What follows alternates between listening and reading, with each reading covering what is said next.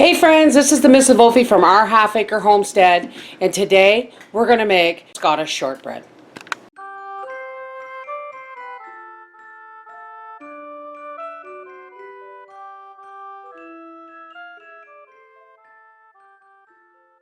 Okay folks, please do not email me and tell me this is not Scottish shortbread, because guess what? There is the recipe. It's the easiest recipe you're ever going to make. Let's get started.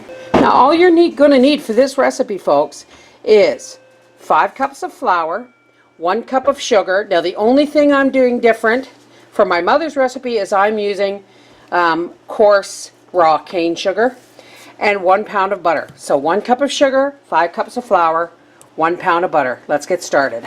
As always, we're just going to cream our sugar and our butter together. One of the things I love about this recipe is it is fairly low sugar. Let's lock down the cowgirl. And get that butter creaming. To which we're going to add the sugar. And I'm just going to let that cream until it's nice and smooth. Now that that's creamed, I'm going to add just some of the flour because we're going to probably change over to a dough hook about halfway through. Okay, it's dough hook time.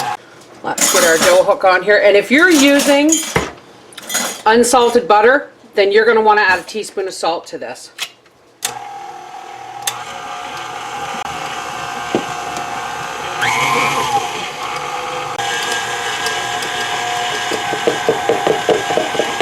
And I'm going to save about a half a cup of flour for rolling it out.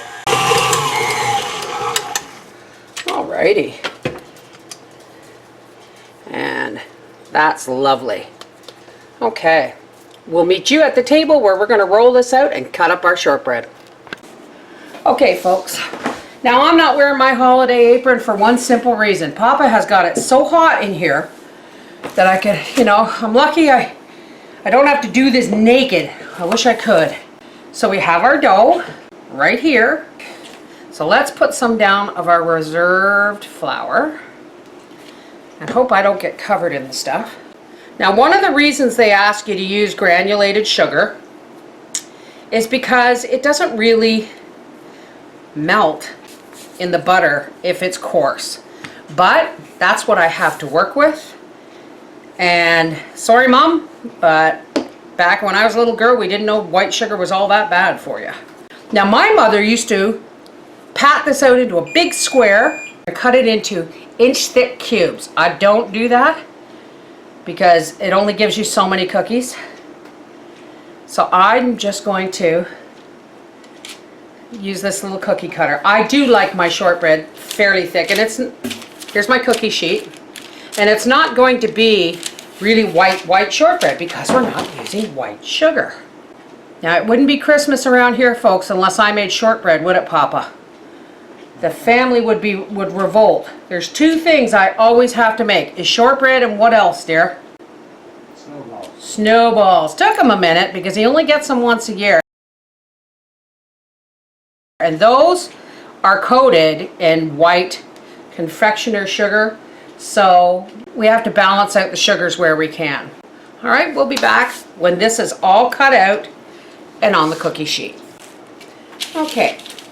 Here's our tray of shortbread cookies. Now what my mother used to do is she used to cut them in cubes, prick them with a fork, because they were so thick. She had to prick them with a fork to make sure they cooked all the way through. And when they came out of the oven, she would sprinkle white sugar on them. But I'm not going to do that. I'm going to put some red sugar. I'm just going to sprinkle some red sugar on some of these. And then I'm just going to pop a little silver ball in the center of each cookie. Now it's fussy, yes. But guess what, folks? It's Christmas. And so I'm going to go ahead and do 1/2 in the red sugar and silver ball. And I'm going to do the other half of the tray with the green sugar. All right, when I have these all decorated, we'll be back. Okay, so here's our cookies, ready to go into a 275-degree oven for about 40 minutes. And yes, I put little snowflakes on the green ones. Okay, let's get our shortbread cookies out of the oven. And there they are. Aren't they pretty? Aren't they lovely? Okay, you can only have one. It's hot. It's very hot. It just come out of the oven. Very hot, but very tasty. What's it taste like though? Tastes like Christmas.